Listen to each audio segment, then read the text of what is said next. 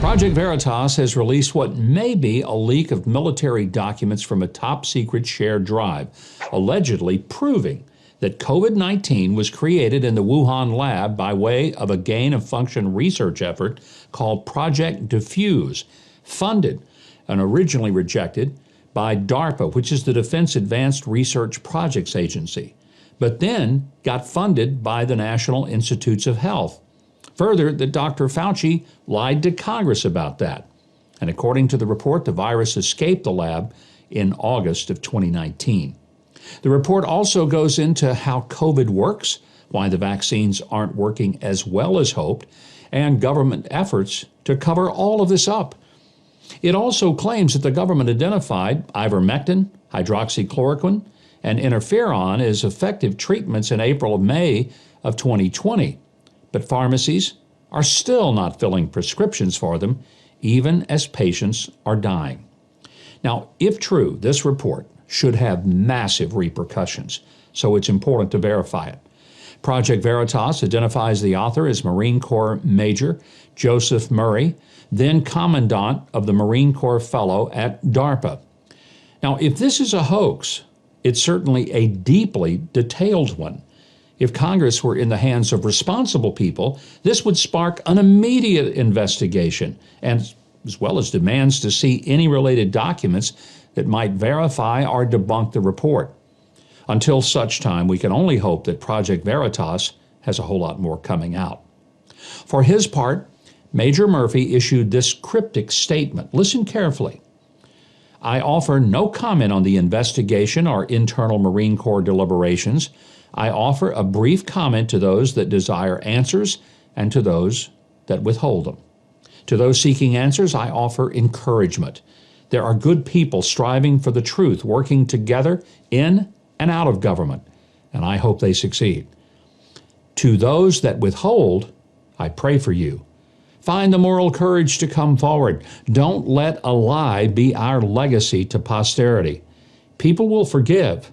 A commitment to truth is in the heart of this nation. Semper Fi. That was the statement by the Major. Well, in other news, how badly is President Biden doing at handling inflation? Well, so badly that even the Washington Post editorial board panned him for it. Which, by the way, that's kind of like being bitten by your own dog. Now, while they did criticize Joe Biden for trying to pin shortages and rising prices on industry who are gouging customers, they still seem to think, as liberals always do, that this is primarily a messaging problem. If only he could find the magic words to explain the problem more clearly, then everything would be fine. Well, it might help his approval rating, but that's not how America works. And that's not America's problem. No, it's his problem. Our problem is that people can't get the goods they need or afford if they can't find them. And that's not solved by words, it's solved by putting people to work to actually solve the problem.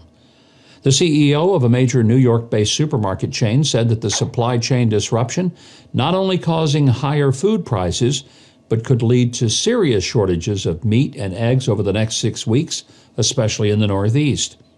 The Wall Street Journal reports that home builders are struggling with shortages of many necessary supplies, things such as paint, bricks, appliances, and garage doors. And if you've been trying to get any of those things lately, you know that's true. Meanwhile, as if the president weren't already being dogged enough by the Let's Go Brandon trend, Bare Shelves Biden, the hashtag Bare Shelves Biden, trended on the extremely liberal Twitter platform just a couple of days ago. Many users are adding it to photos taken in their local stores of shelves that are empty or nearly empty of merchandise. This tsunami of bare shelves photos is kind of like savage revenge on liberals who ridiculed someone a couple of weeks ago for posting a photo of bare shelves that they said, oh, it was just an aisle that had been cleared to make way for Valentine's Day merchandise. Well, personally, I can't wait to see the romantic new lines of dry spaghetti and cat food that must be coming for Valentine's Day. For all of Biden's constant bad-mouthing of his predecessor, if Trump were president now and people were suffering because goods weren't being unloaded and delivered to stores, Our gas prices were skyrocketing due to tight supplies.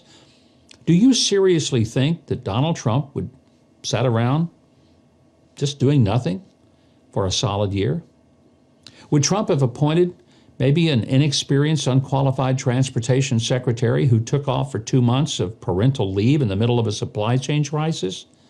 Or would he have reversed Biden's anti-energy policies, called in the best people from private industry, and launched a massive campaign to get more trucks and truckers on the roads and to have goods moving again? Here's a memo to the Washington Post. We know that liberals are good at running their mouths. We don't need pretty words to help us understand that we're up the creek. We need some evidence that they're capable of grabbing a paddle and actually doing something that'll help us. But this isn't just my opinion. Nope, a new AP NORC poll asked Americans to name their top 5 concerns that they wanted the government to address. And the results, well, ought to make the Democrats a little bit nervous if they weren't already.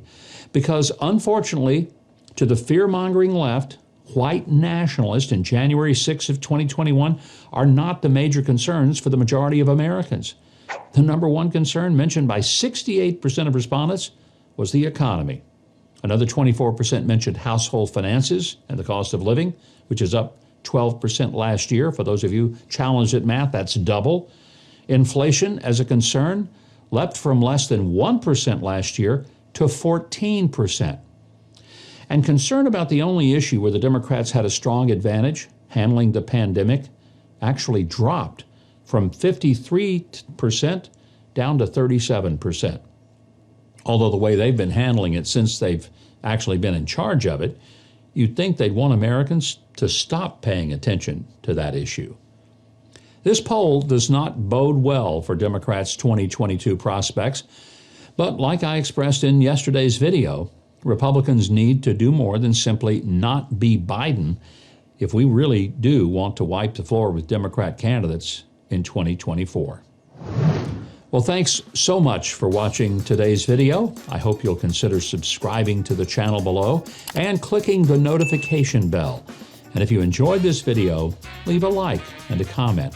And of course, most importantly, share this video with others. Tune in this Friday for another live stream show. And if you want more news analysis and commentary, real simple, sign up for my twice-a-day newsletter at MikeHuckabee.com. Doesn't cost you a thing. Advertisers supported, so nobody's going to charge you to get the information. And it's pretty good, too. That's going to do it for this edition of The Breakdown.